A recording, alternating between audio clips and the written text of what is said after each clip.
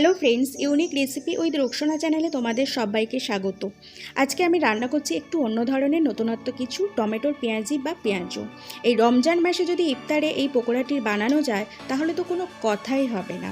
তাছাড়া টমেটোতে vitamin A, K, B1, B3, B5, B6, B7 ও ভিটামিন সি সহ নানা প্রাকৃতিক ভিটামিন পাওয়া যায়। ভিডিওটি না টেনে তোমরা প্রথম থেকে শেষ অবধি দেখবে। আশা করছি আমার এই ভিডিওটি তোমাদের ভালো লাগবে। আর ভালো লাগলে লাইক, শেয়ার এবং সাবস্ক্রাইব করে দিও, আর পাশে থাকা বেল আইকনটি প্রেস করে দিও। চলো তাহলে আমরা একবার চট করে দেখে নিই আমাদের এই রেসিপিটি তৈরি করতে ঠিক কী কী উপকরণ লাগছে।